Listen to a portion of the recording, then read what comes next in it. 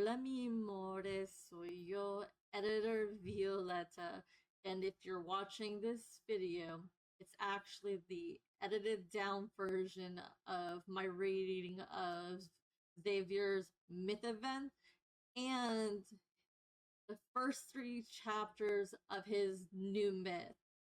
If you would like to watch the full video, it is available in the description below, or you can also click the icon in the top right corner.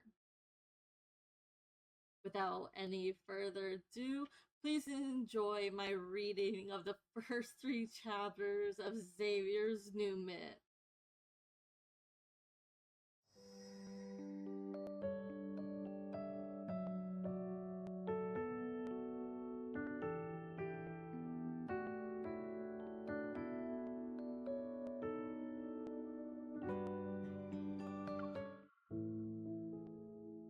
Alright.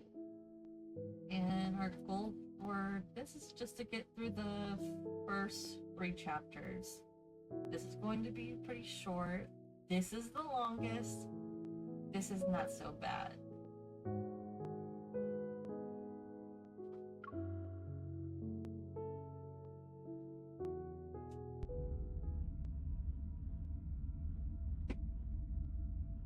It's as if I've been in a long dream. My consciousness is an immobilized seed that's buried deep in the dark soil. The space around me is compressed into an endless void. Without any reference point, it is impossible to sense the passage of time. My memories are no different from a thick fog now, yet occasionally I hear voices in the distance. You're probably hearing Raphael crying. That's neither here nor there.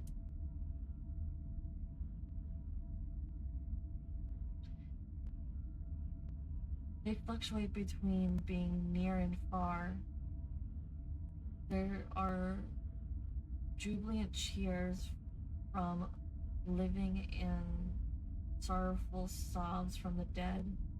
I will find you. Who? This voice is akin to a hallucination born from endless wanting. However, it is the only ray of light penetrating the blackness.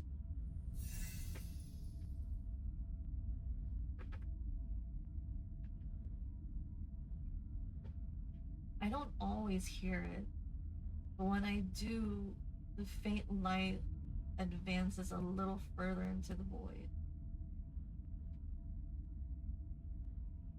In this endless waiting, I sense the heavy darkness is slowly receding. And after traveling for what feels like centuries, that light grabs my waist. No, wrist. My bad.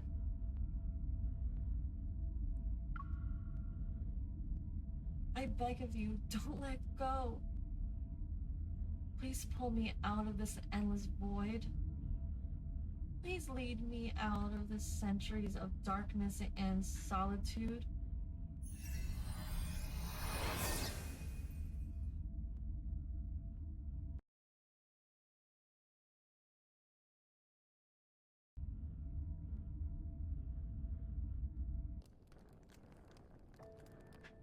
The Chosen One has been summoned.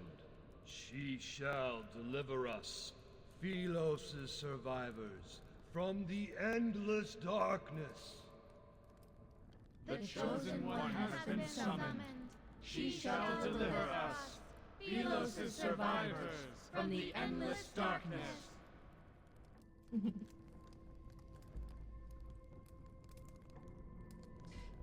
My vision gradually comes into focus, and a shattered dome ceiling materializes. Below the altar, countless pale faces emerges from the firelight. Their gazes, fixated on me, are empty despite burning with great intensity. We will return to Philos prior to the apocalypse. Return to Philos? What are they talking about? Where am I? Bewildered, I lower my head and stare at my hands. My fingers retain a faint warmth. Huh? My wrist is suddenly pulled upward. Wearing white robes, the bishop drags me to the center of the altar with an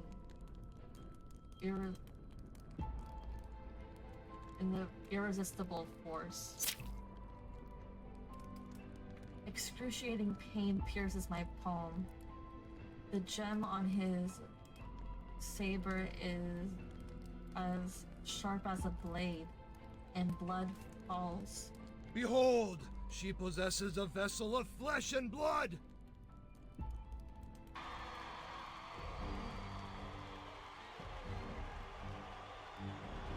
Garbed in white, the acolytes cheer at the sight of my blood. While this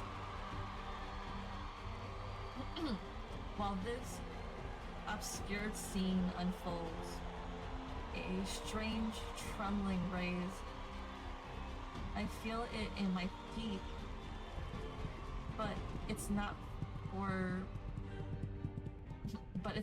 that I'm afraid, rather the ground is actually shaking.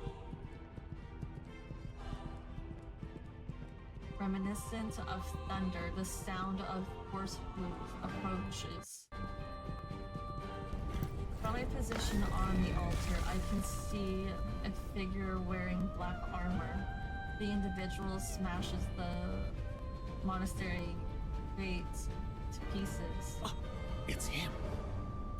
The tyrant! Oh. That was really bad voice acting. Acolyte B, do better.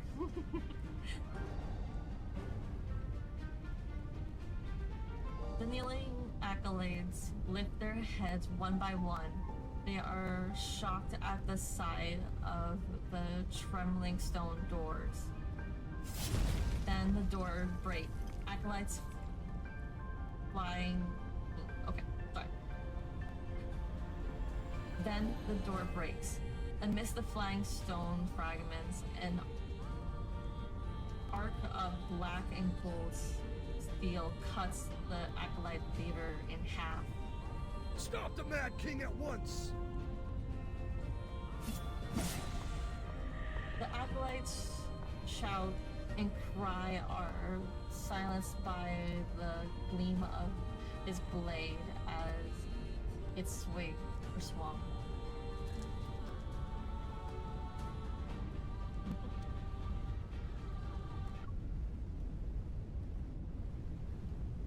Unwilling to hesitate any longer, I quickly jump down from the altar, step over the white robes skewered across the floor, and slip into a shadowy hiding place. My lady, you... Be quiet. I'll count to 3 and let go. I suggest you answer my questions. With his mouth covered, the acolyte nods. However, his expression shows excitement instead of fear. Who am I? You are the chosen one from Philos. Cinder's waters washed you ashore. For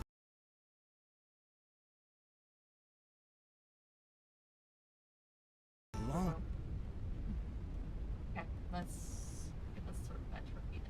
the Cinder's waters washed you ashore. For a long time, we were waiting for you to awaken. We were waiting for you to awaken.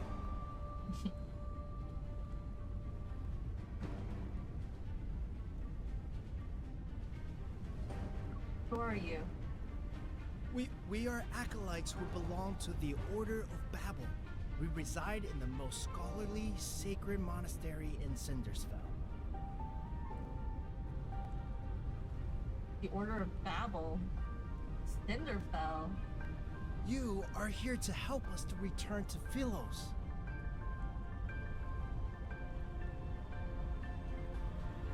Who is he? Do you know that man who charged into this place? He is the sinner who destroyed Philos. A sinner? My memories are hazy, my mind clouded. I can't remember anything about myself. They keep calling me the chosen one, but how can a person's name and identity be reduced to a cold, impersonal title?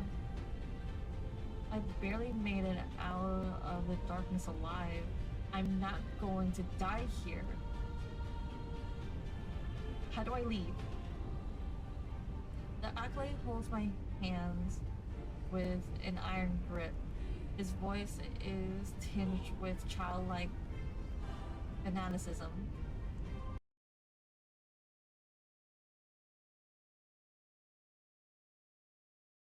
I learned a way to say the word properly. I messed up so many times during the stream that I gave up. But now that I know what the word was... You're awake. Why should we leave? You shall save us all. You're mistaken. I can't save anyone.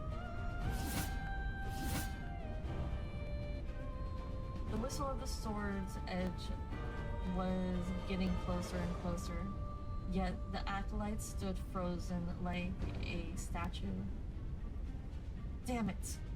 What are you waiting for? We need to run! He's not the only one. The other acolytes have also fallen to their knees to worship something. Their singing grows more frantic with each verse.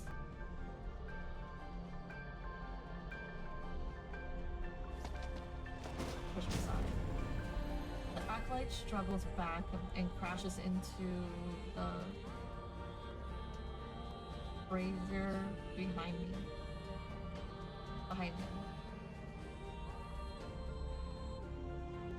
The flames leap and engulf his white robe. His body dissolves into swirling dust. Huh? These people, all of them are... I whip my head around to look at their devout expressions. Until the light, under the light, none of them cast a shadow. These accolades and the old man who cut my palm earlier, they're remnants. The Cinderfells they spoke of truly is a place inhabited only by the dead. Xavier.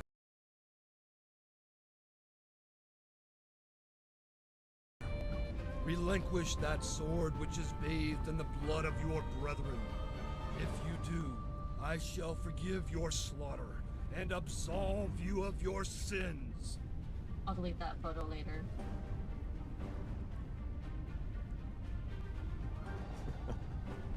Sins? What crimes did I commit to become a sinner? His voice. So dark. Deep. I think I did save his voice. Yes, I did! Don't judge me.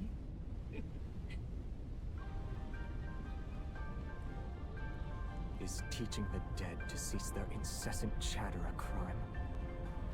You.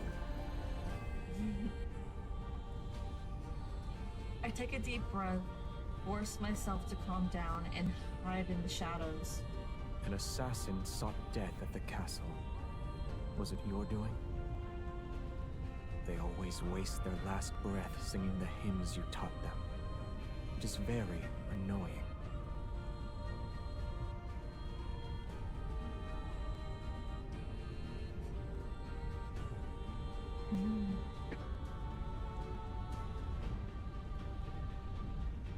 Using the narrow gap in front of me, I watch as the figure approaches the bishop. Philos' prophecy rings true. The Chosen One has appeared, and the land will be saved. This city, as well as your fate, shall...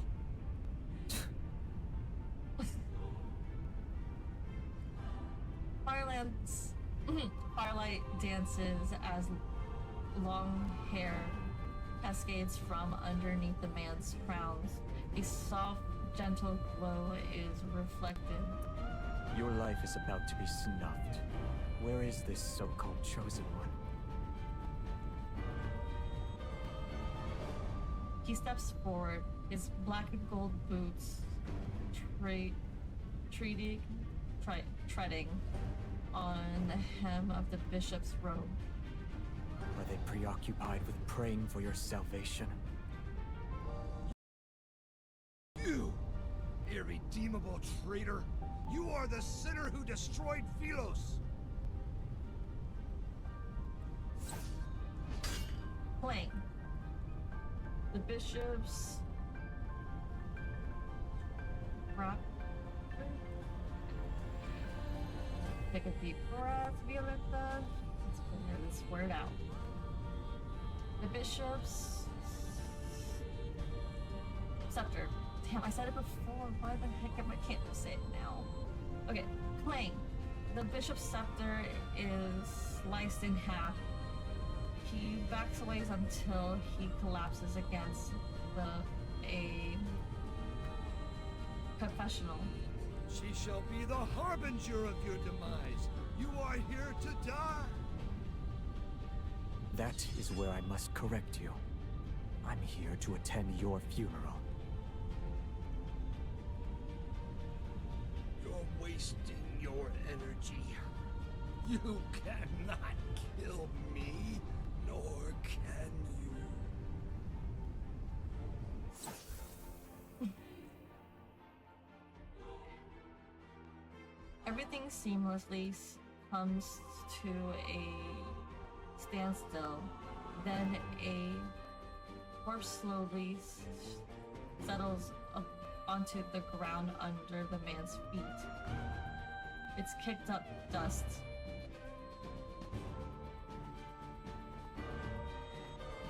The satisfying groan fades from... yeah. No. The stifled groans fade while the night wind extinguishes the last flickering flame on the altar. The man lowers his blade. Surrounded by the sparks of dancing cinders, he descends the long staircase.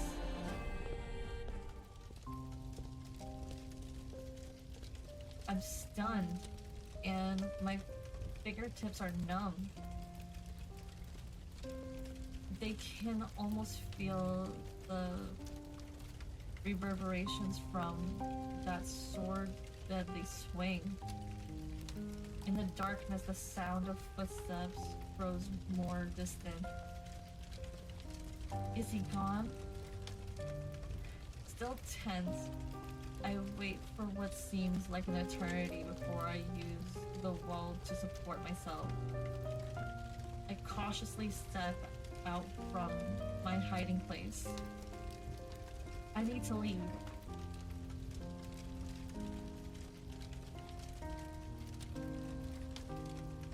The entire hall is deadly silent. There is only rubble and white robes on the floor. Stone pillars have collapsed and flames crackle along the spilled wax on the cracked floors. Ghostly light frolic across the walls. I turn and thud! A sharp blade, having been thrown past me, is now embedded in the stone wall behind me. Huh?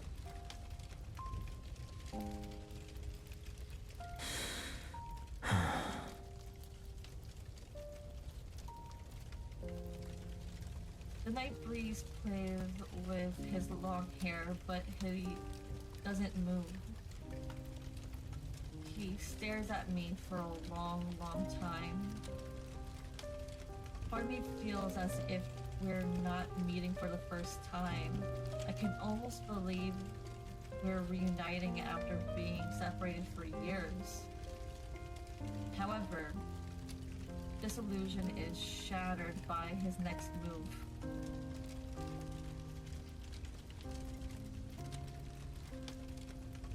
The man they call a Mad King leans down. He lifts the tip of his sword and touches my throat. Only the dead dwell in Cindersvale. So, who exactly are you?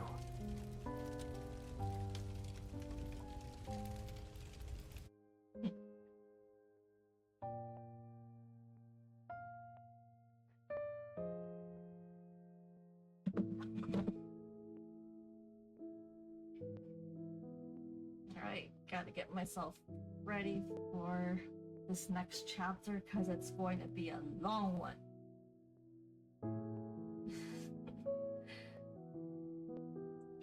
Alright, moving on to chapter 2.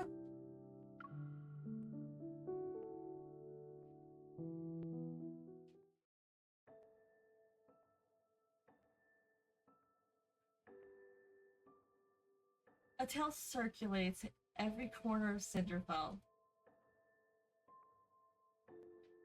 There was once a glorious kingdom called Philos. It fell during a catastrophic war.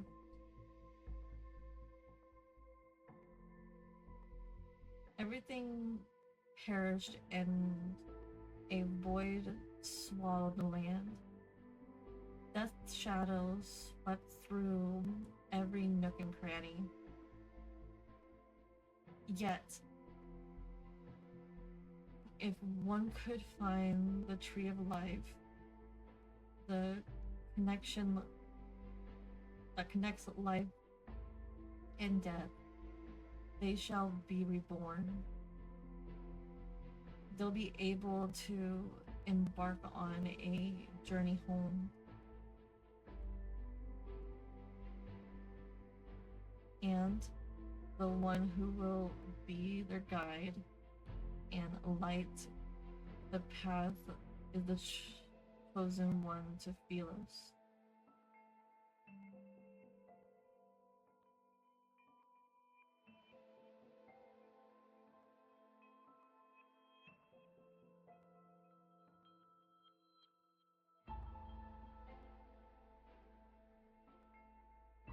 The sword rests near my throat. The slightest movement will kill me. You heard everything? Indeed. You are the chosen one foretold in the epic poems.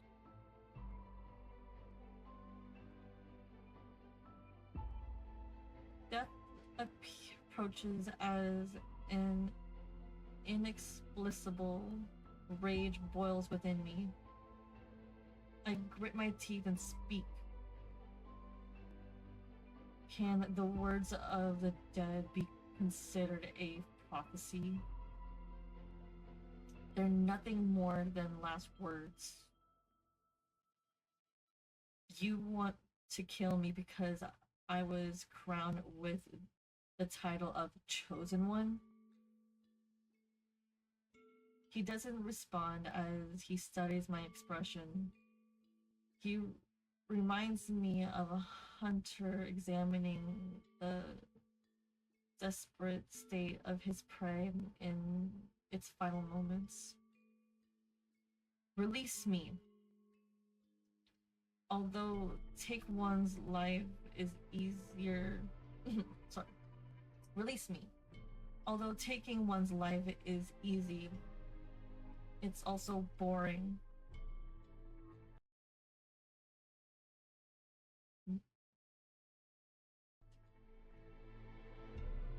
Many revenants have already fallen. You still need more playthings? They must pay the price for pursuing eternity.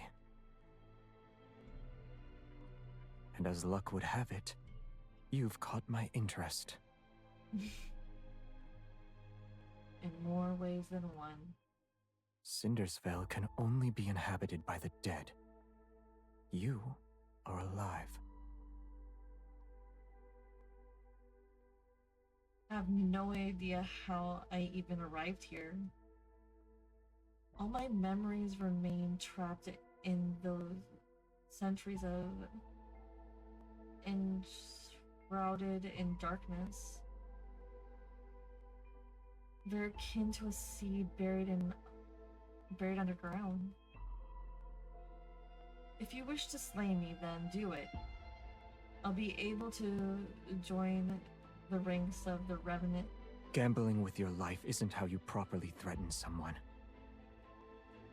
Let's not forget, a death wish is an easy request to fulfill.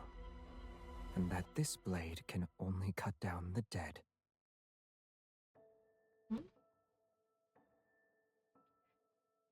No wonder people hate him with a burning intensity. To be hunted even in their semblance of an afterlife saps away their chances of happiness.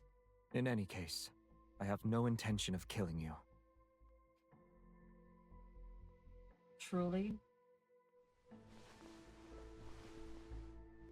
The wound on my palm reopens during our struggle. Blood trickles down my wrist. He pauses and furrows his brows as he stares at my wound.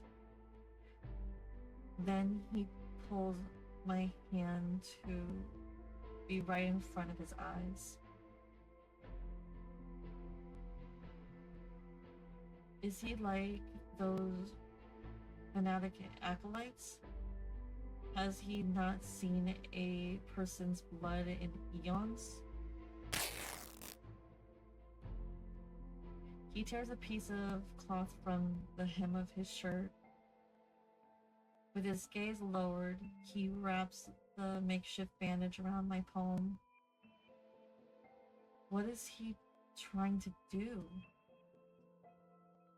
Is this how you make people submit? You threaten them with the sword before offering bait? Don't move. Yes, sir. I only stopped the bleeding. Your wound hasn't healed. Answer me first. Ugh! Sorry, I should have said that better. Answer me. Ow!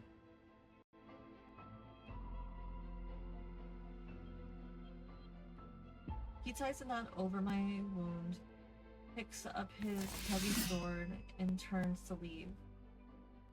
My mind is trembling further into chaos.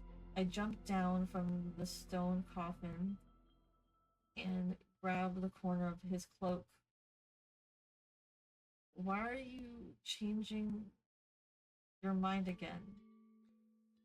He turns around. A moment passes before he offers a faint smile. Perhaps I'm wondering how someone who bleeds so easily could be a savior. Hmm? I slowly let go of him. Danger lurks in every crevice here. Stay alert. Mm-hmm.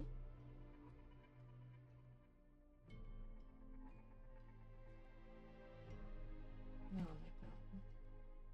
I wish you luck. Thank you.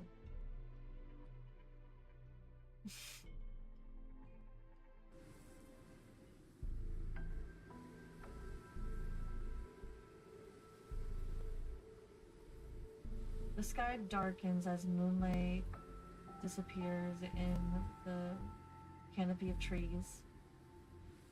The thick, tangled branches obscure the path ahead, but the scenery remains vivid in my memory.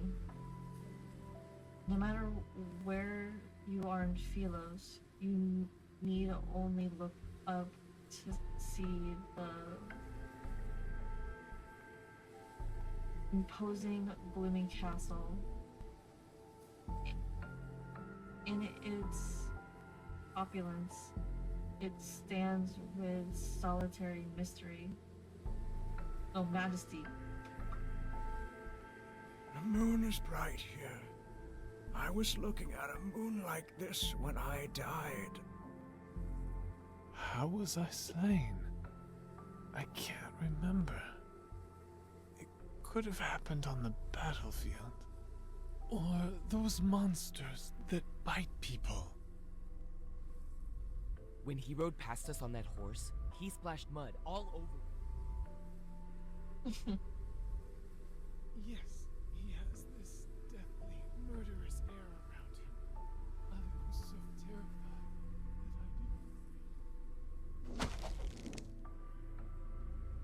Looking towards the source of the voices, I see 3 remnants hanging from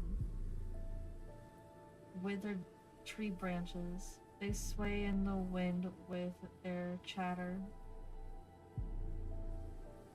Who is the horseman? Can you tell me anything about him? The sinner of Philos. The tyrant who betrayed his own people. He is the scoundrel who stopped us from returning to the land of light and eternity. Defeat him and take his head. Everyone hates his very existence. Wow. Unsteadily, the ropes sway. The one belonging to the last remnant snaps because it's of how agitated he was. The corpse plunges into the swamp below. It's getting dark, and the fog is coming. You'd better find a place to take shelter.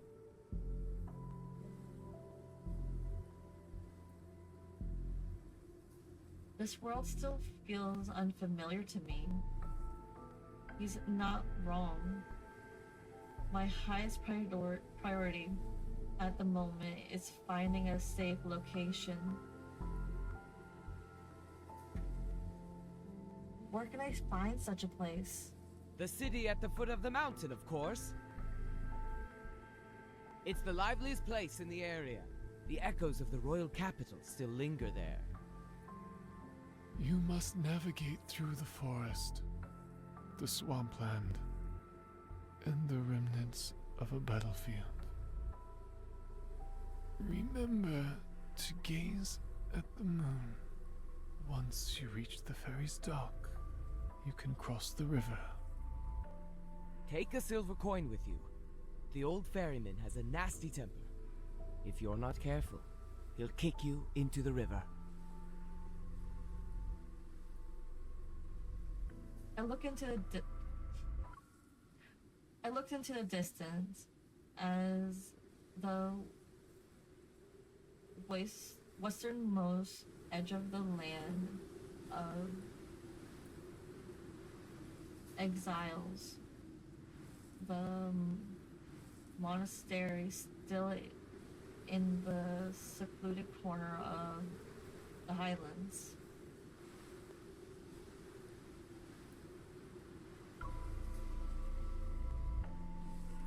It's far away from where the Mad King resides. To reach Cinderfell, I need to traverse the forest and fog at the base of the mountain.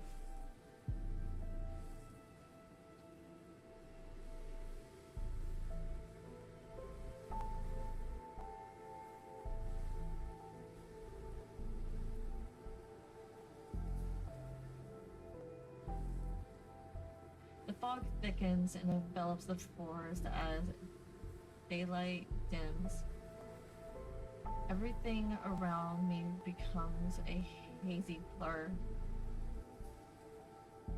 A broken bridge and another end of the road. In the place of a crescent moon is one of the that wanes.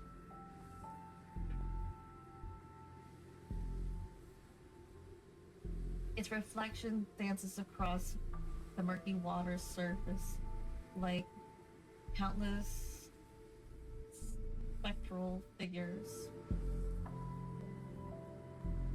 Everything that falls into the water sinks without a trace, except for the moon's reflection. I mark a tree branch to trace my path. Then I turn around and continue my trek.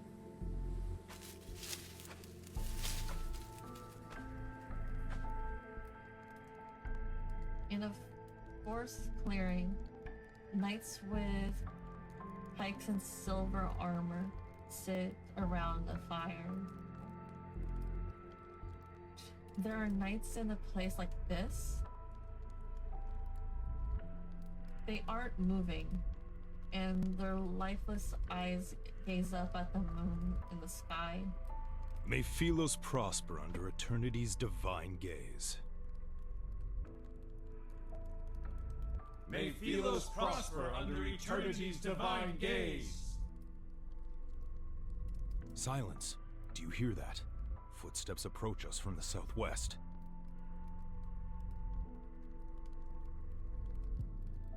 Only the living can make that sound. Is the Mad King here? All the knights suddenly turn their heads towards me, and the fire illuminates their faces, which are paler than their silver armor. The Mad King has not graced us with his presence. However, she carries his essence. I wonder what that means. Outsider, have you pledged your loyalty to eternity itself? What? She has no answer. She's a traitor to eternity. The suit of armor collapses as the skeletal remains within them begin to glow with a eerie blue light. Lapping orange flames surround them. Cold waves slice the air as hollow wind erupts around them. Before I can react, they charge towards me. These knights in silver armor are revenants. Okay, gotta get myself ready.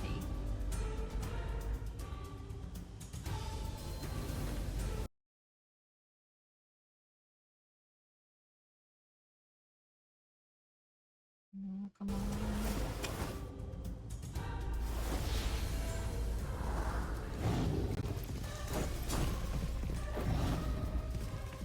myself ready.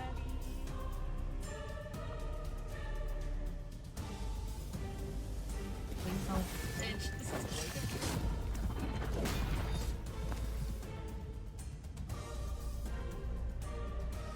Oh no, come on. No, no, no, no, no, no, no.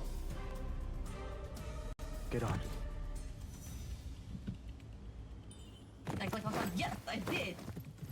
Even with the slow glitch. We meet again. Yes, we do. You would say gawking if we missed the opportunity. Hold tight.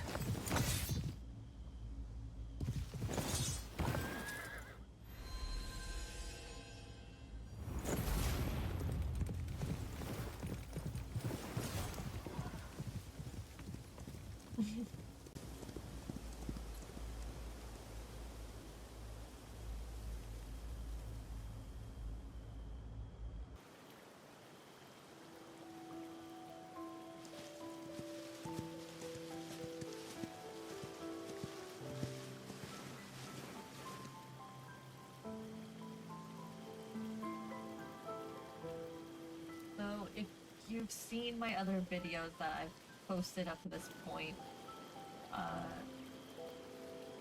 so whenever it comes to the cutscenes, I will be going back and forth because, like I've said in other videos, MC spits bars and I can't read that fast. So if it bothers you that I keep going back into the reading history back and forth, I'm sorry.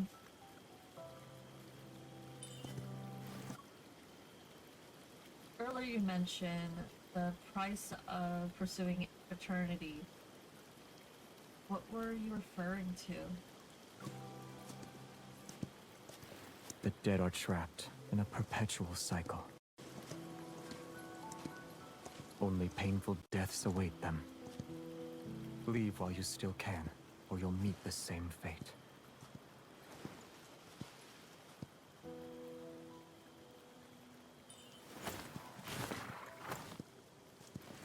In a rush?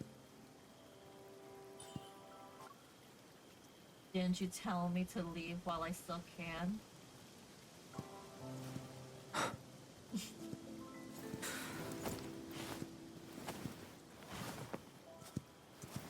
I said leave.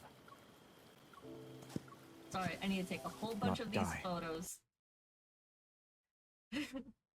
Don't judge me. My MC is really beautiful. I just want to capture eyes.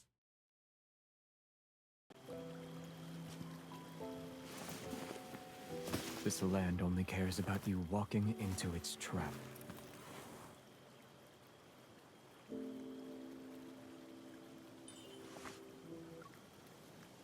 They said the fate of the city is in my hands. I'm the chosen one.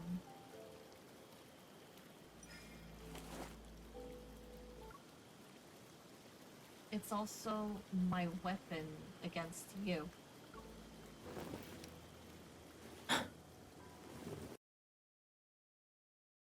Oh.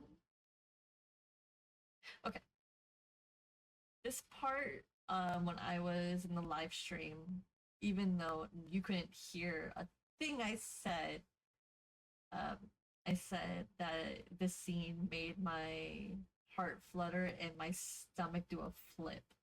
So even though as you watch my videos, you'll figure out who my mains are, but it's not like I'm not affected by the other men.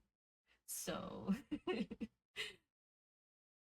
have fun figuring out who my mains are. You said their fate is in your hands. Huh? However, you're still in my hands. Oh.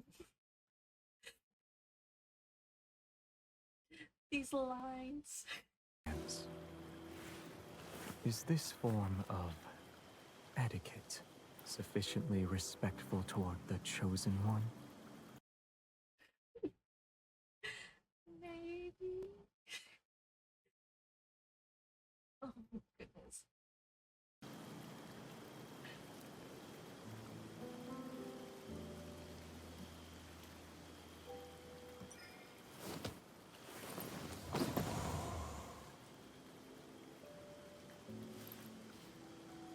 told you this place is fraught with danger. You need to be cautious.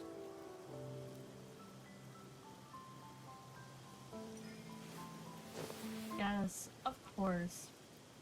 And people's intentions can be just as treacherous.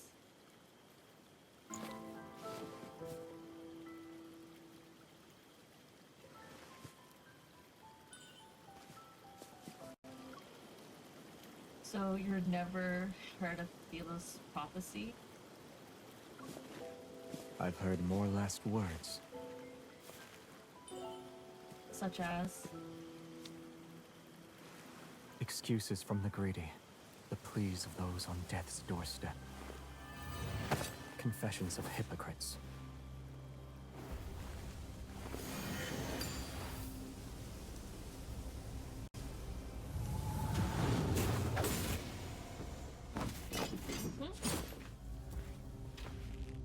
They are but Vanquished foes. vanquished foes.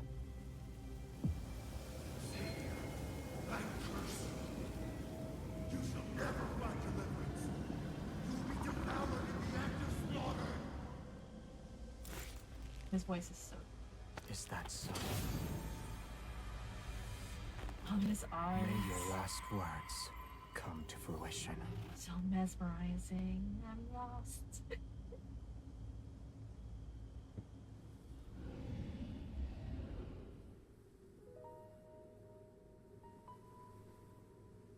With wails and curses, the last of the remnants fall to his blade.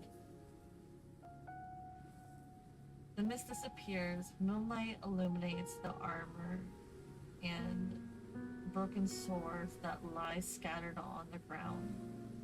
They bear an ancient pattern of Philos.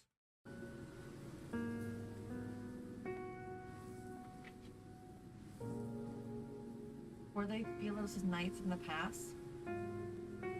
If you're their king, then why?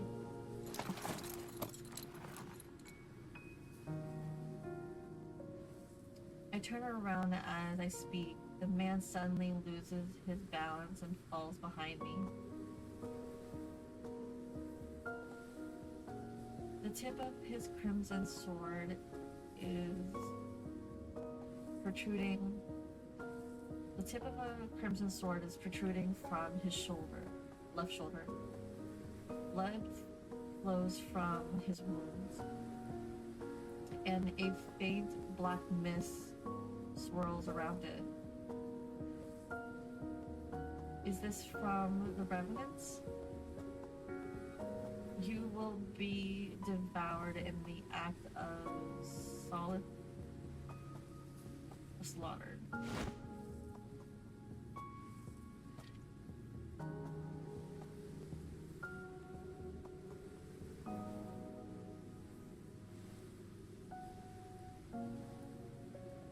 His hand, covered in an iron gauntlet, grips my wrist. I'm trapped between him and the tree stump behind me. I can't move.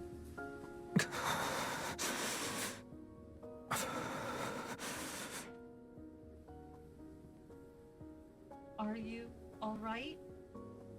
When was your injury?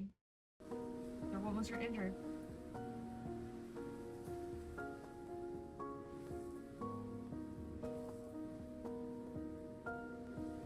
He struggles to keep his eyes open, and although his gaze is slightly unfocused, his voice remains cold. Help me. I need to go over there.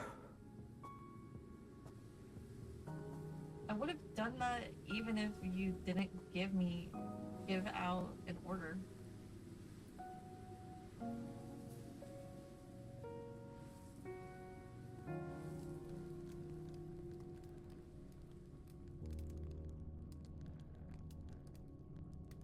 After gathering enough fallen leaves and dry branches, I build a fire at our resting spot. In the faint glow of His face is deathly pale. It's almost drained of color. Would you like a Would you like to warm up by the fire? No need. Hmm? Do you need water? No. Do you want to rest?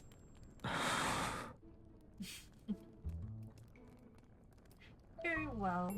If you won't sleep, then I will. The night is cold and damp, so I'll be borrowing your cloak. He shifts slightly without saying a word. His eyes are still closed, but he does move to make room for me.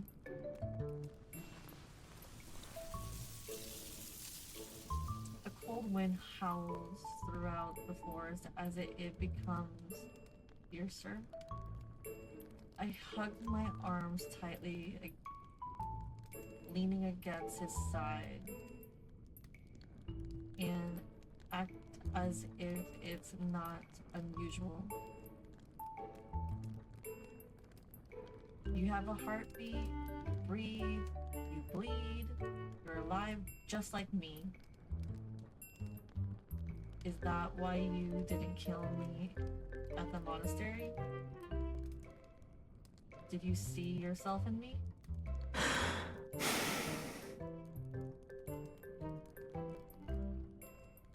He didn't seem interested in answering my question.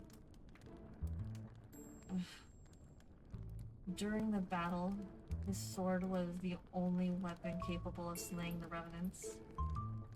No wonder the old man with the white robe wanted it. While connecting the pieces of information in my mind, my gaze shifts to the sword laying half a meter away. It's a great sword that devours light. Aside from the back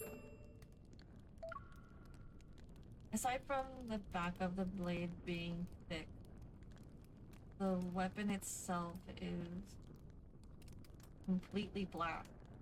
Mysterious runes are inscribed on the sword. They surge with light whenever it's swung.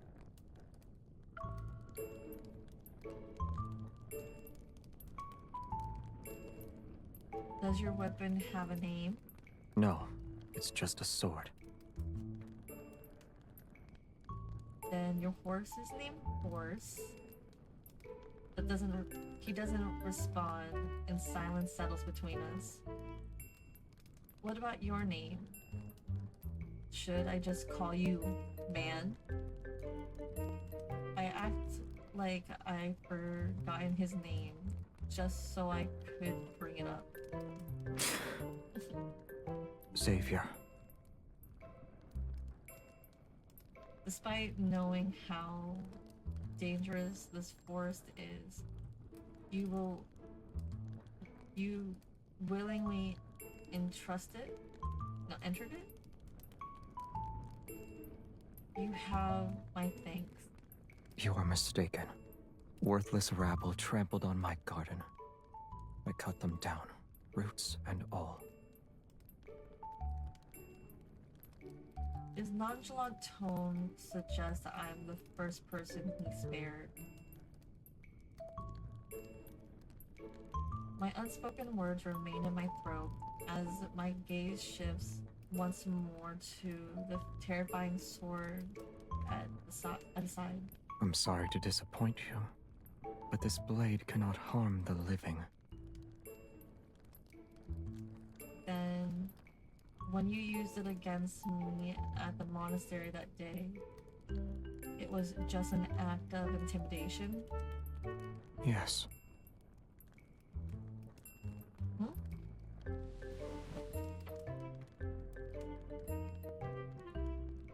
Inexplicable anger raises within me, and I tug at the thick blanket covering my body. fabric in my hand feels unexpectedly heavy, and only then do I realize it's actually his cloak. Just as I'm about to let go, he slightly leans towards me, the edge of the fabric touching my fingers and carrying an unexpected warmth.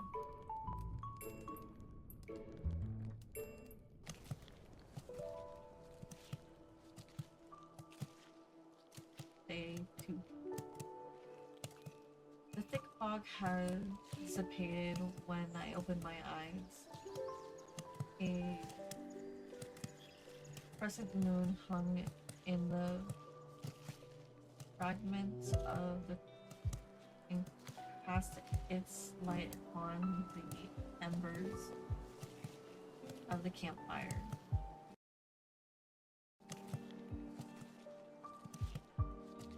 He helps me on to his spectral steed, and we traverse the forest before the next moonlight night arrives.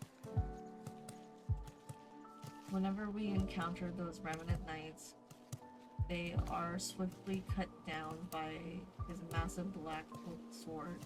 Xavier, only an agonizing death awaits you.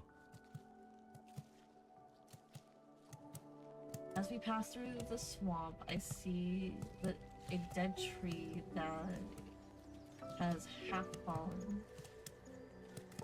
It's covered in the lingering souls of soldiers who died in battle. He remains calm and spurs the horse forward. We press on.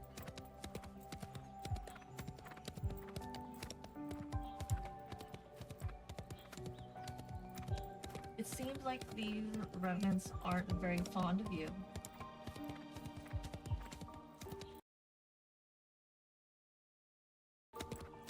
What crime did you commit to make them hate you so? To properly tell the tale, I'd have to start with the era in which they were truly alive. The slight tug of the reins, he prompts the horse to leap across the ravine. I know they're afraid of your sword, but once the remnants are slain, where do they go? Nowhere. Once the phase of the moon changes, they'll come back to life.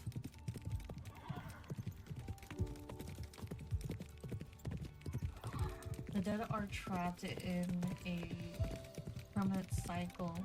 Only painful death awaits them. So that's what he meant.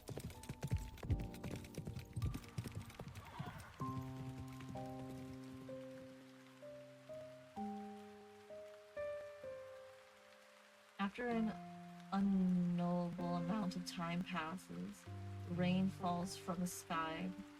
The remnants of an ancient battlefield emerge on the distant horizon. Collapsed stone tombs accompany the overturned coffins. Rusty swords, broken spears, and worn helmets are scattered about. The rain washes away the dirt from the tombstones to reveal a text carved into them. In a chaotic era, kingdom falls like shooting stars.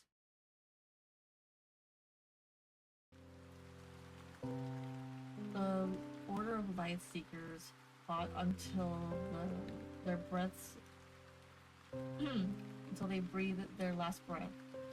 Countless blood-soaked battles fought with unwavering courage. Their tales live on in song, their heroic deeds forever engraved in our hearts. In the year blank blank blank blank of Philos's calendar, the kingdom fell, the royal capital was destroyed, and the royal bloodline was extinguished. The knights are the knights our ex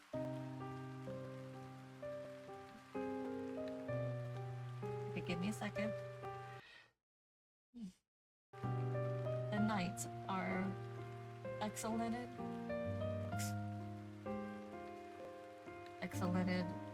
for honorable gratitude. No, guardians. What's going on? The knights, our exiled honorable guardian,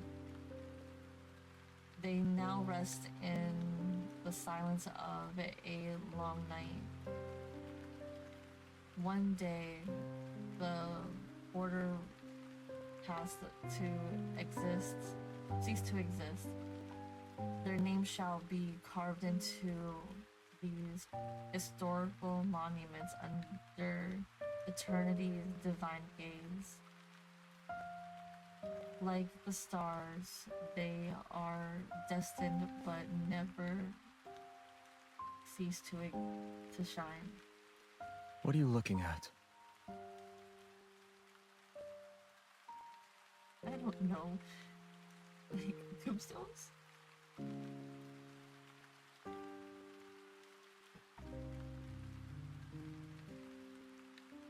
After tying the horse to a tree stump, he walks towards me.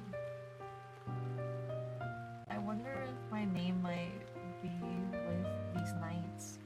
Why? Philos doesn't meet its demise until I was gone for many years. For those who once knew me, I must have died earlier or early. If I wasn't an exiled prisoner, then someone should have remembered me. It's possible they made a memorial. Is being remembered that important to you?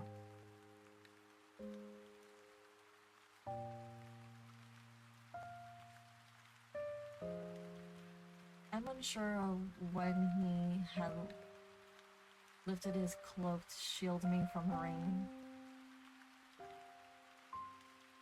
These knights fought for their country when they lived. After they died, their tombstones were used to pave roads.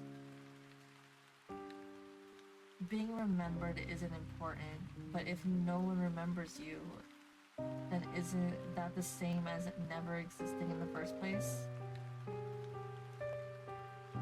It took him a while before he finally spoke in a calm, indifferent tone. The rain is about to cease. We should leave.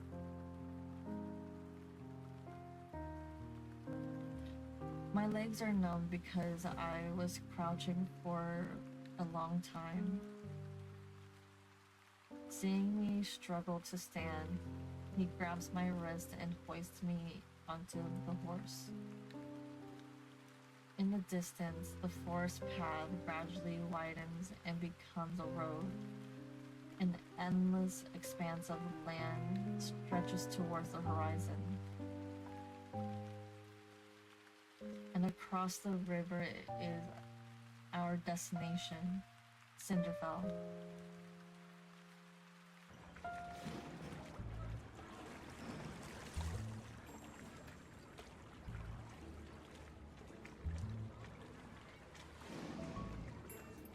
Our journey, less than pleasant, all things considered, finally ends as the crescent moon disappears. A new moon rises. The ferry crossing is enshrouded in a gray mist. When we arrive, the riverside is already crowded with remnants who want to cross. The remnants from earlier said I must cross this river by boat to arrive at Cinderfell. An unexpected event occurred. The lively atmosphere at the dock disintegrates when we approach. He's here! Scaredy cats. The revenants who were talking amongst themselves fall silent and back away. They create a clear path for us.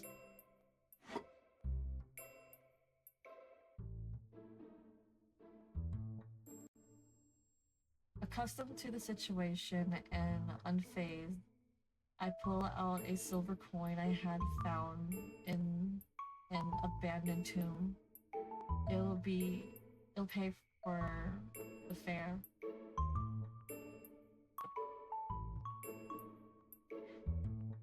Xavier remains in the same spot. It's then that I realize he doesn't have a coin. 1 coin per person, no exceptions and no credit. I can take care of any revenants that try to cross without paying. Your presence alone is bad for my business. I'm not even sure I want to let you board. So, are you crossing the river or not?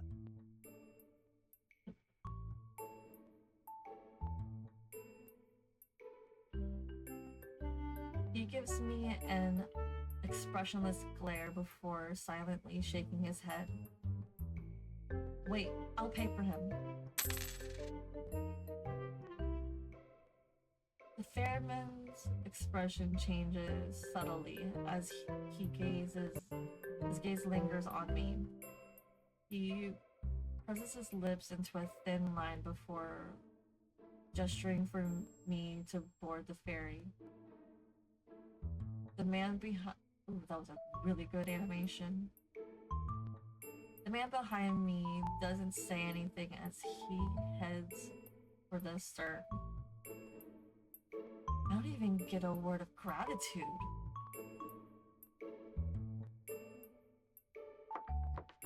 As soon as he steps onto the boat, however, all the remnants swarm to the stern. It starts to sink under the weight. Meanwhile, the bow where Xavier and I are standing rises. Either find a seat or get off the boat, you dead bastards.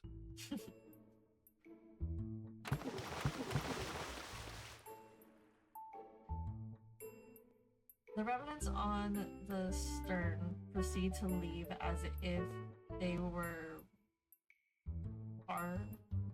hardened with execution. Only the two of us remain. In the silence, the small ferry moves across the water and disappears into the rippling moonlight.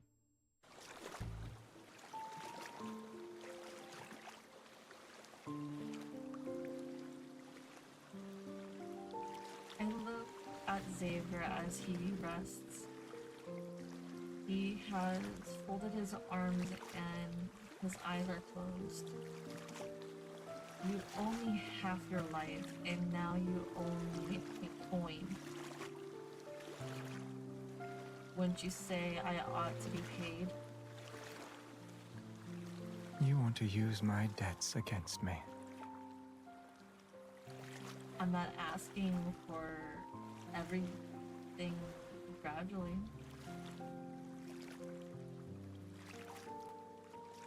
Wait. I'm not asking for everlasting gratitude. I only want you to pay your dues. I clear my throat to deliver the words I've prepared. I want your weapon. The sword that made with the remnants power and fear. No. Boo. Boo. I can sense his resolve in that answer, but I expected as much. Since my first request was rejected, the chances of a second one being accepted are higher. If I can't have his weapon, I still need shelter if I am to survive. But living with an unpredictable individual is risky. If you cannot decide before we disembark, there will be no payment. I won't allow it. Since you live in the castle on the other side, I'll meet you there when I think of my payment.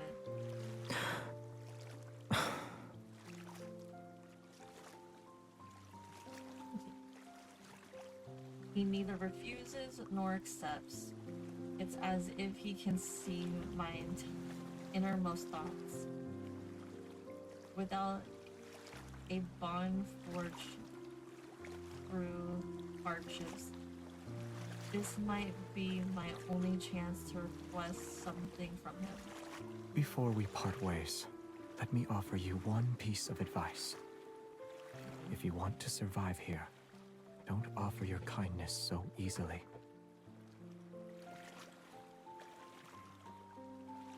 He closes his eyes and he refuses to respond no matter what I do.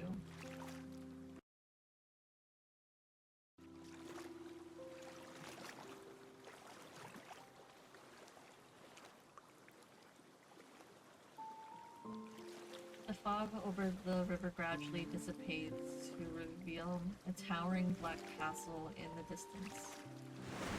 Just as a ferry is about to reach the shore, it strikes the soil and rock. My body lurches to one side. My fingers touch the reflection in the water. Ripples spread out and coverage towards my fingertips. They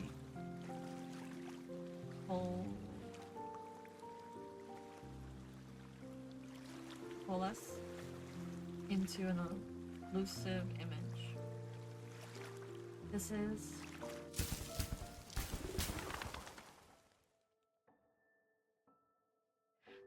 brightly colored flags slowly raise as white floral arrangements line both sides of the marble staircase. A young knight ascends the long staircase amongst the cheers and thousands of he ascends the throne. A hand places a crown on his head. A lumen florum, the symbol of Phila's royal family, is pinned to his lapel.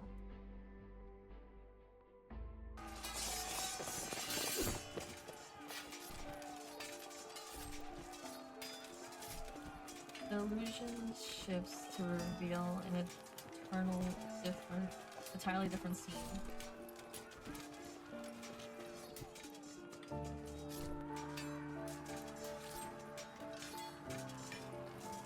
Fortification crumbles.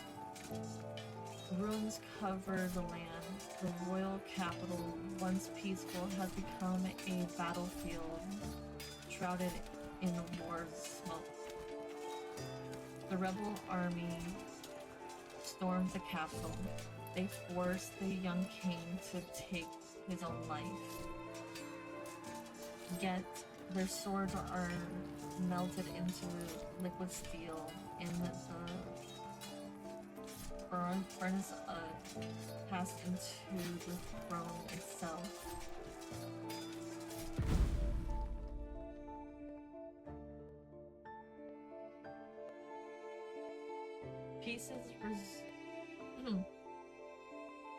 Pieces restored to the kingdom a century later. There are no more casualties from the war for hundreds of years, yet people have come to despise this monarch. The knight once adorned the throne is now revealed. He is nothing more than a mad king. The boat is docked. You should get off now.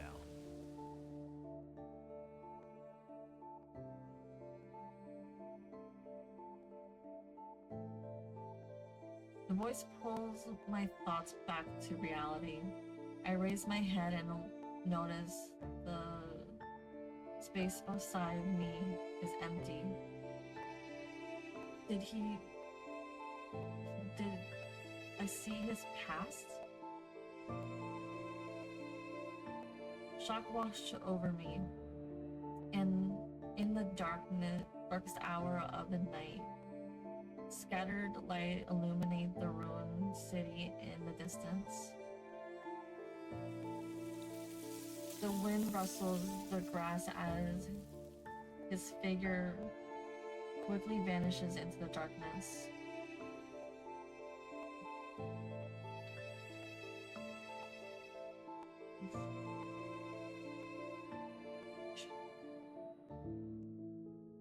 Right, on to the final chapter.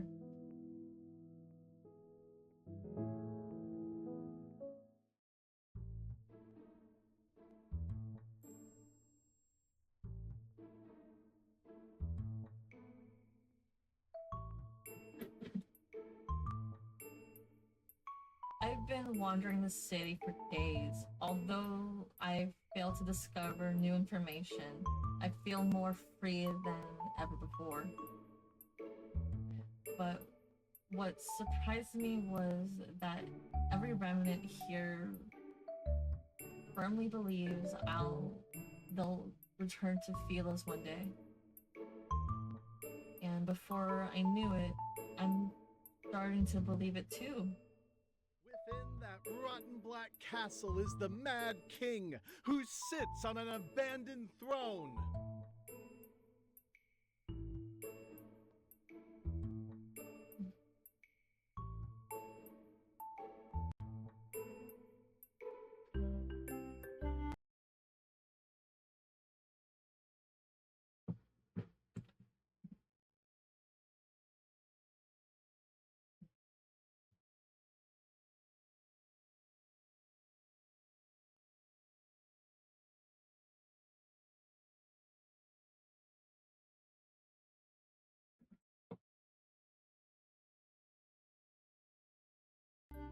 Countless kingdoms, innumerable cities, all their denizens wept under the hooves of the tyrant's iron cavalry. Excuse me.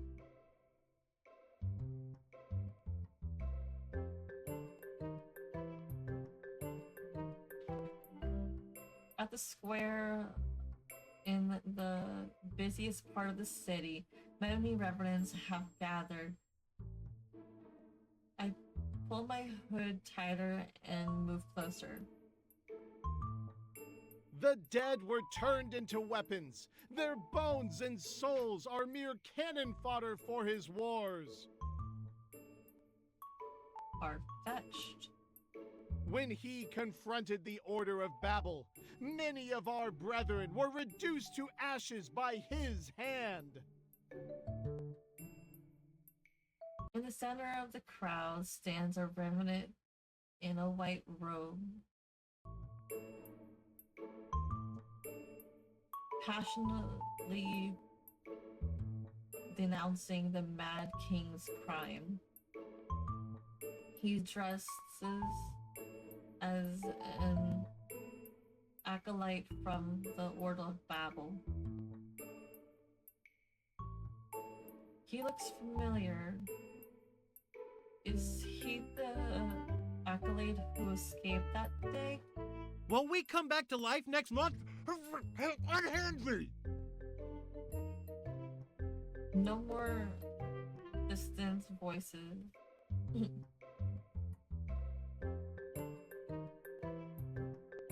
No more descending voices rise from the crowd.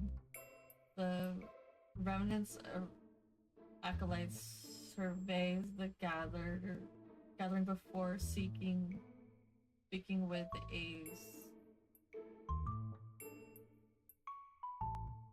satisfaction. But we have received good tidings! The Chosen One, who shall deliver us, has answered our call. She's already here! Anticipation ripples through the remnants, and some lower their head to whisper a devout prayer.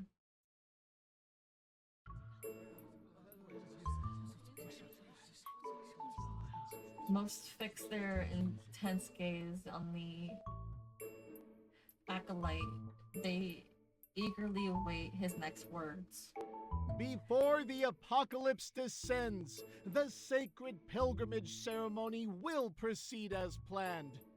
We shall reach the Tree of Life and return to our homeland.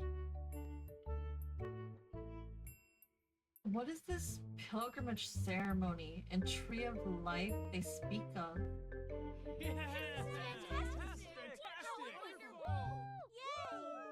Where's the Chosen One? The Chosen One.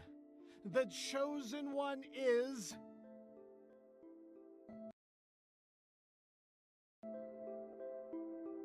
A sense of foreboding stirs within me. I turn to leave as I hear excited shouts behind me. Over there! The Revenant acolyte points to me, or at me, and so every Revenant's gaze fall on me. She is the Chosen One! Our prayers have summoned her! Acting as if they've seen a goddess, the Revenants run towards me. Fervent cries resound. Countless hands reach out to cut off my escape route. Jubilant, they hoist me above their heads. Wait! Release me at once!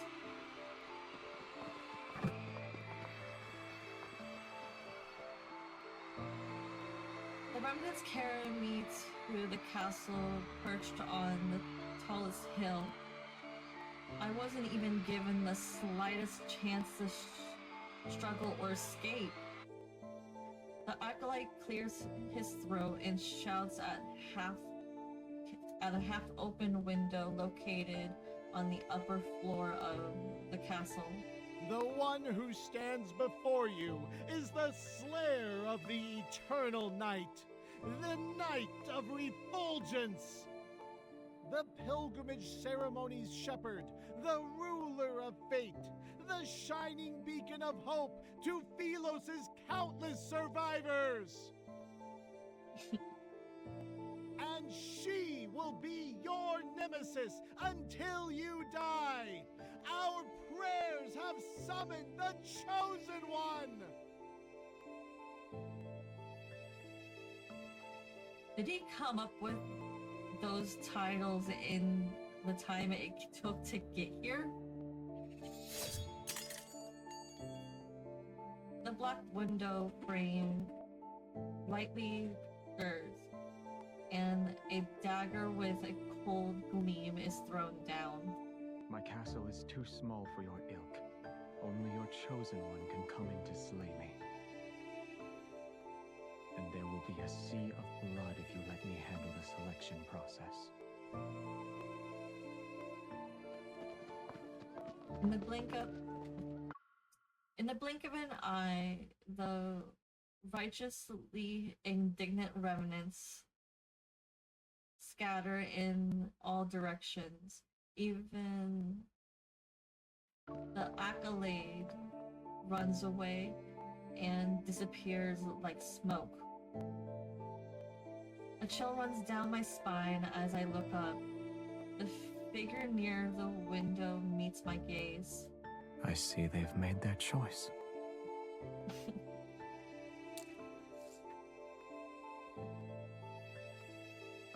Resigned, I sigh inwardly and pick up the dagger.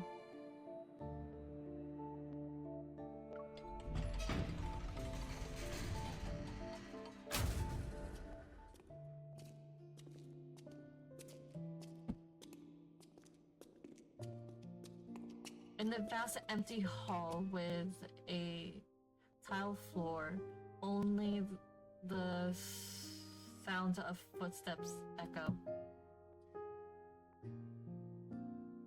The castle's flame all sways with... sorry.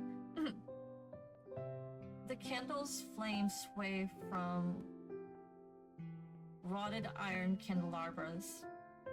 Light and shadow intertwine like spider webs across the cold stone walls. It's been a long time.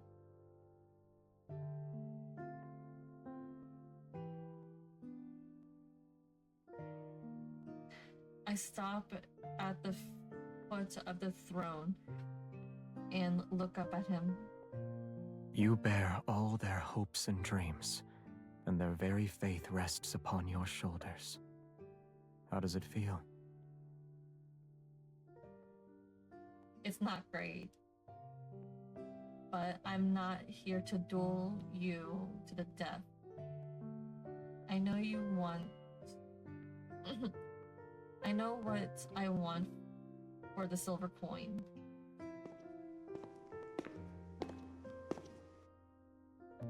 I step forward and meet his gaze. I try my best to appear confident. Your observations are correct. These revenants are in a cage made from their own obsessions. I can't save them, and I don't intend to try, since I have no interest in being the chosen one. Returning to Philos is my best choice.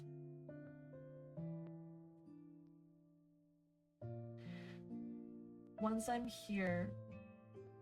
there, I can recover my name, my memories, myself. Xavier, I need you to help me to return to Philos. Is Philos important to you? Of course. It's my homeland and the only place I can remember. If the Revenants strongly believe they can return, then perhaps a method exists? I'm no different from them if I can't remember anything. Let's assume this Philos you desperately wish to return to no longer exists. What then? Is he reminding me, or is he trying to make me give up? You have my permission to stay here.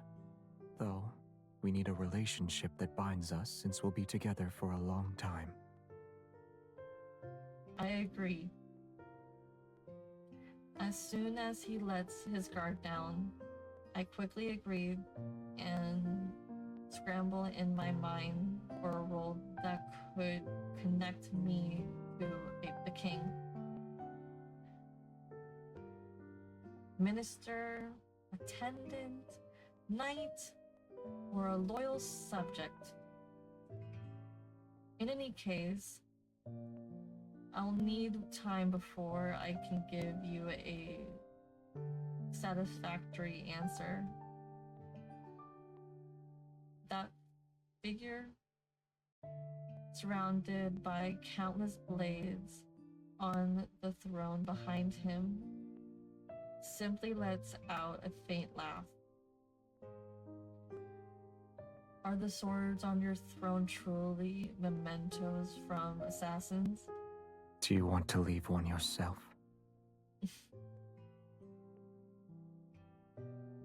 Our conversation hits a wall.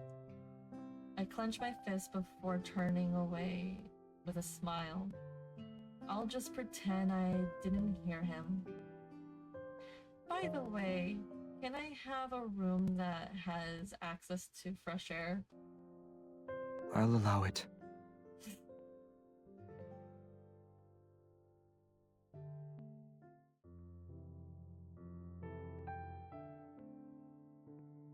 After I entered the castle, the underground gambling den began taking bets on how the chosen one will die. Getting thrown into the forest with evil phantoms only to be devoured, sink into the bottom of cinders, or dying because of his massive blade. These 3 deaths are ranked with different odds, but they're at the top of the list. No one believes the Mad King will let me live. If the Chosen One dies, then it meant they aren't the real one. So they'll wait for another. However, if the Chosen One survives and escapes from their enemy, that means our salvation is at hand.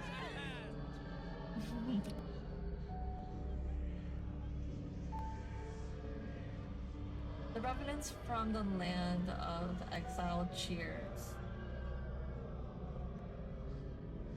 Their dreadful suffering will finally come to an end.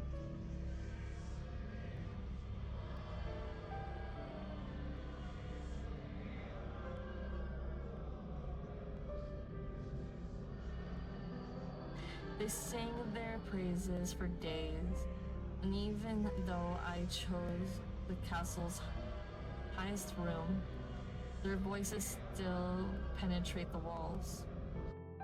But ever since I escaped the monastery, the arduous journey of poor sleep and traveling without preparing proper rest has left me exhausted. Now that I have shelter, exhaustion washes over me like a tidal wave. Remnants don't need to eat, yet I'm forced to endure this hunger. That night, I carry a lit candle and slowly make my way down the winding stone staircase to reach the kitchen. He rarely eats. What a frightening person.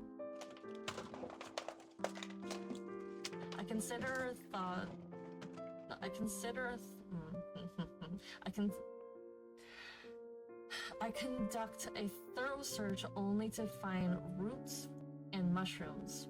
What are you doing?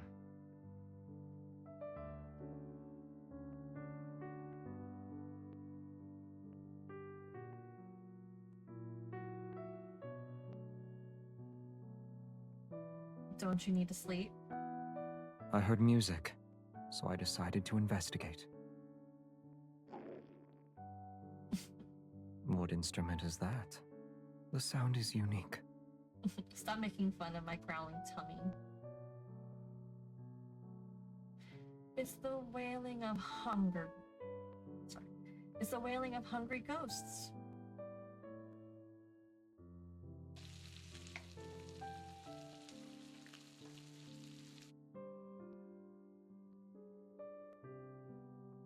"15 minutes later, he brings over a bowl of mushroom soup. It's brightly colored. Don't eat it, MC. It's poisoned. This man can't cook whatsoever in any timeline. Don't eat it. Let's face it, I already went through this chapter. She ate it. Spoilers. This is all I have. It's alright. I'm not a picky eater. I am. I hate mushrooms.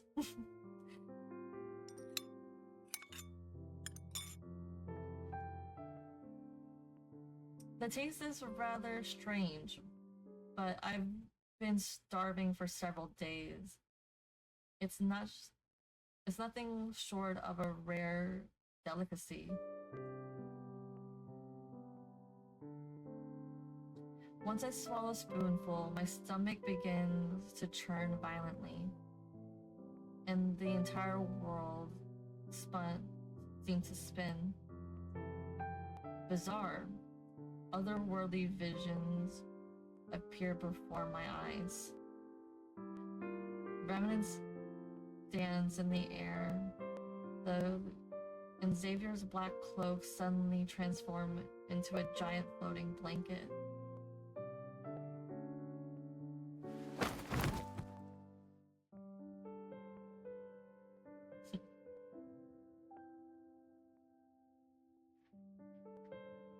In the stream, I saw Felis again. It was far away from me, yet it was still beautiful. Walls of brilliant snow white surrounded the city. Towers loomed in clusters, their vibrant flags fluttering. The streets gleamed with soft radiance.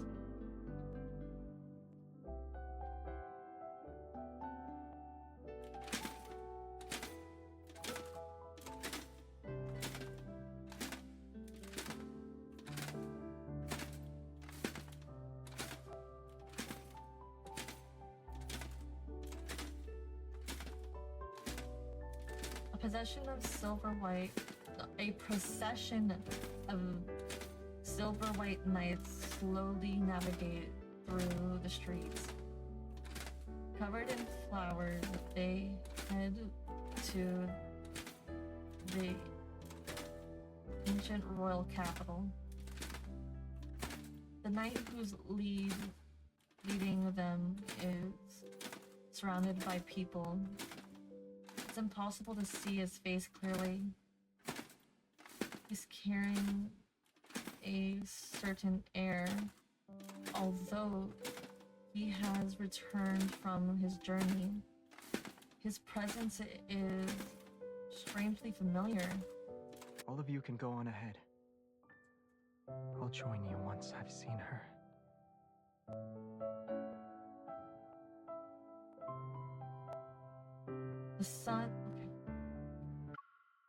The sun, moon, and stars revolve as he turns around.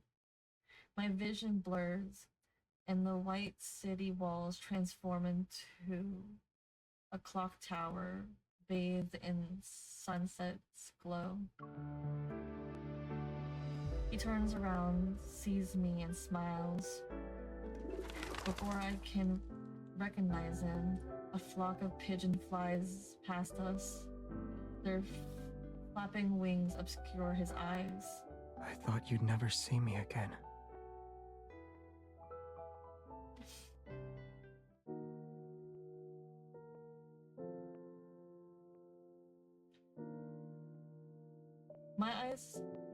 I open my eyes and I feel like I was in a very long dream. I see the hem of a black garment as it cast a graceful arc under the candlelight.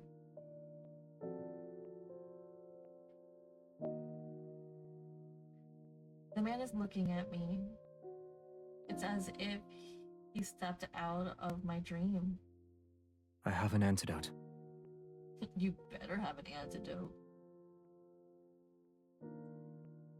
In his hand, he holds a bowl of medicine that gives off a faintly bitter scent. Although I've returned to my senses, I'm at a loss of words. I already tasted it.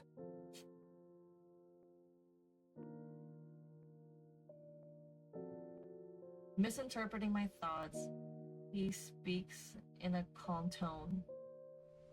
I hesitate before reaching out to grab the hem of his clothes. I squeeze it a few times. No. No, I'm not a hallucination that appeared because you were poisoned.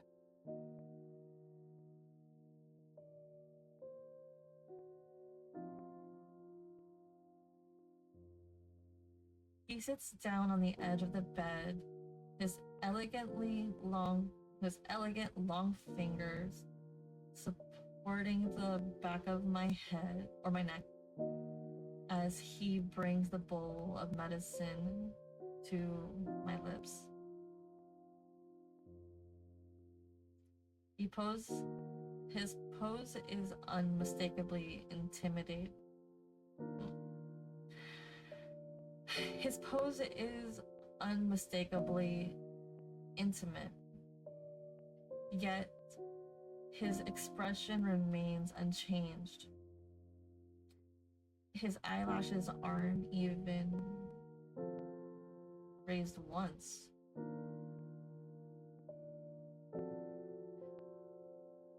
I heard a clamor. Did something happen? It's war. There's a war happening here? In a place like this? Yes. Some of the revenants harbor obsessions from their past, waging war relentlessly. They never really die, and they don't stop. They were once your subjects, your majesty. Why do you make it sound like it has nothing to do with you? Listen. The loudest voices belong to those trying to find a way to rescue you, the Chosen One. If you die here, I'm afraid my moments of peace will significantly decrease for the next month.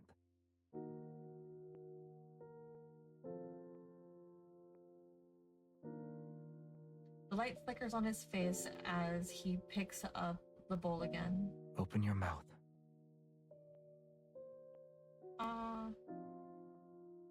The slightly bitter liquid spreads across my tongue. He gives me a sidelong glance, but he doesn't look away until he's confirmed I've finished every drop.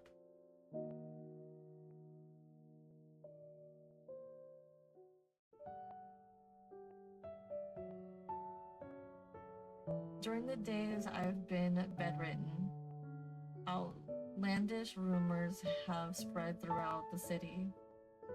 The Mad King has become the Chosen One's servant. The Chosen One risked her life. The Chosen One has made a great sacrifice. They've misunderstood my actions from when I picked up the dagger and stormed into the castle. The remnants are so moved by this supposed heroism that they gather at the riverside below the castle every night to sing their praises. When he doesn't get annoyed by their wailing cacophony, he occasionally heads out with his sword in hand. He returns quickly and their voices disappear.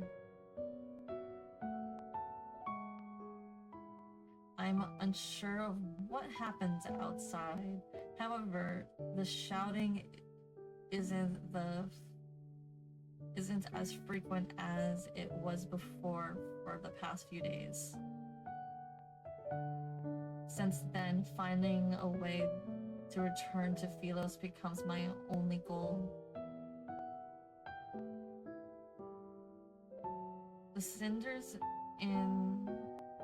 The The Cinders is not a single river. It's connected to numerous tributaries of various sizes. They intertwine like the tree's root system and extend in all directions.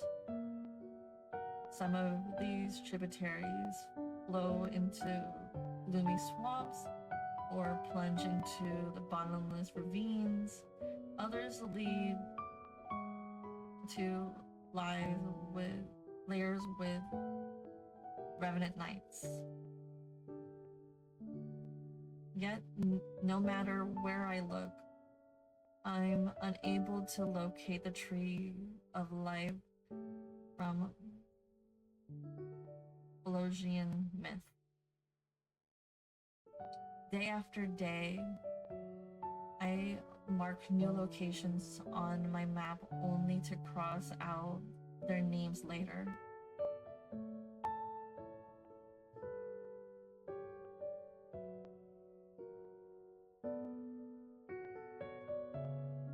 Exhausted, I climbed down the castle wall. The moon has already reached its zenith. A figure is in the garden behind the castle. His hair reflects a faint luster under the moonlight. Is that Xavier? His interests have changed as of late. Instead of killing others, he grows flowers. Yet, not even a fraction of light touches Cinderfell, and only luminant flora grows here. The flower he tends to is one I haven't seen before.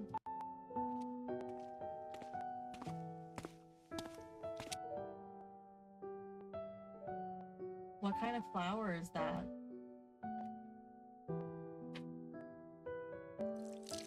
Curious, I walk up to him. He glances at me before he continues to water the plants. One that shouldn't be able to survive here.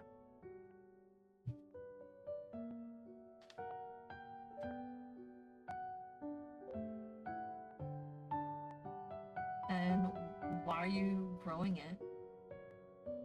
He doesn't answer me. His fingertips touch the withered stem. I'm not sure if he didn't hear me or doesn't want to respond.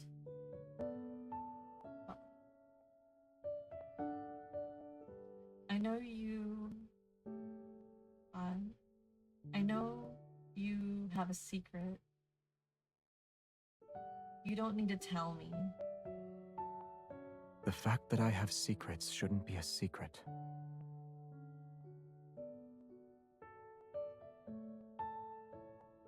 But this secret is related to a certain person, yes?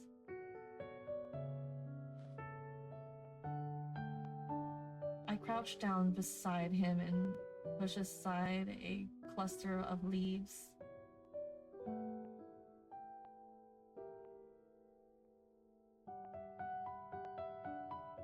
The withered leaves, vines, have taken a yellowish hue, and the light blue flowers bud, droops. It looks so fragile, it might snap at any moment.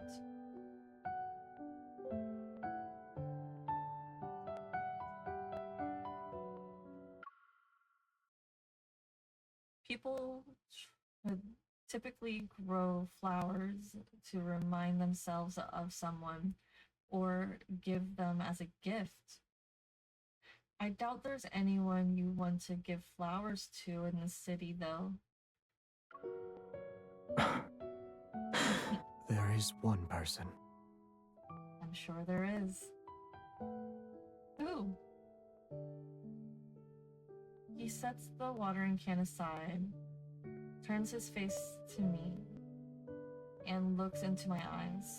We'll talk about it when the flower blooms. I don't know if it will ever bloom. However, I do know that someone who promised to help me hasn't kept his word. He nods thoughtfully. You created a map of the entire city. Then you walked along the tributaries large and small. You've done good deeds all the while. Tales related to your acts of kindness have spread throughout the land. I was collecting information. Wait, how do you know about all this? You rarely leave the castle. Would you say these methods of yours are effective? I'm quiet, then I shake my head. None of them are the correct method to return to Philos. What a pity.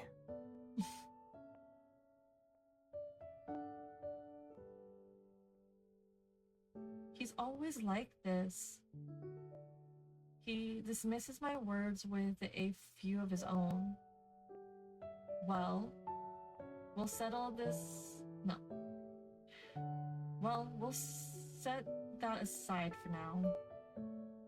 About that relationship you mentioned before. I've made up my mind. I'll be... your queen. My identity is known far and wide. I've also earned a bit of respect. Why don't you step back and let me be the actual ruler of Cinderville? A queen, in other words.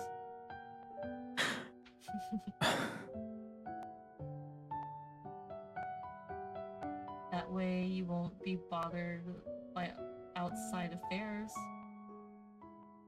It doesn't matter if you want to plant flowers, kill remnants, or live a quiet life. To put it simply, I want to be someone who's important to you. Perhaps worried about losing a stable source of food, I made a vow with an utmost sincerity. I don't know what his thoughts are, however. What do you mean by important? Let's say you're the only one that matters in my life. Huh. So you want to protect me? As if he couldn't hear me clearly, he crosses his arms and takes another step towards me. He's pretending he made a humble inquiry. I doubt you need my protection when you wield a sword like that. But when those remnants attack again, I'll be by your side.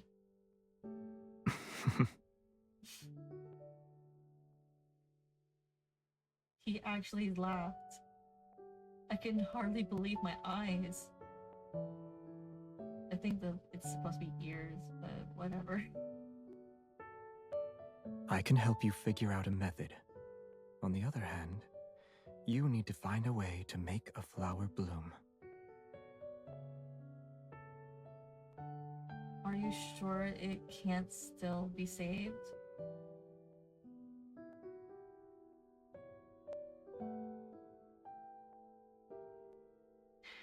After agreeing to this surprisingly simple condition, I returned to my room. After spending these days together, Xavier seems nothing like the Mad King those accolades talk about.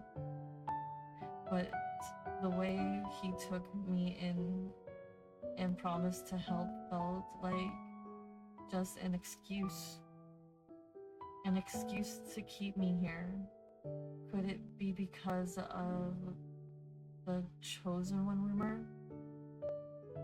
With no answers for now, I sighed, yet his smile from moments ago kept flashing through my mind.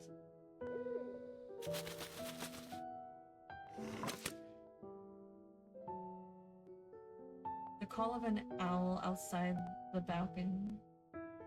A shadow swoops down, dropping an envelope with a wax seal and then flies away. Huh? I return to my bed and open the envelope. On the letter, the stark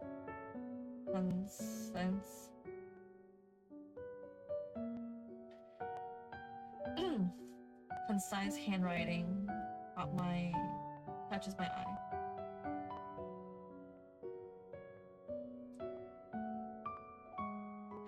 We would like to invite the Chosen One to our sacred monastery so she can observe the selection process for the pilgrimage ceremony tomorrow. The Order of Babel looks forward to your answer.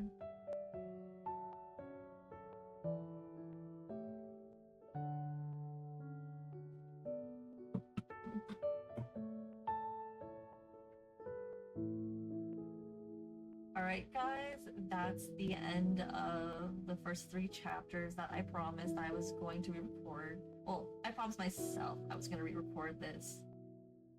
But I hope you enjoyed it. I will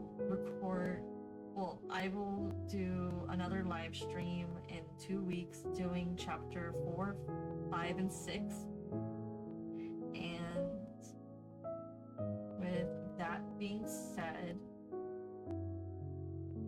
adios mi amores. Bye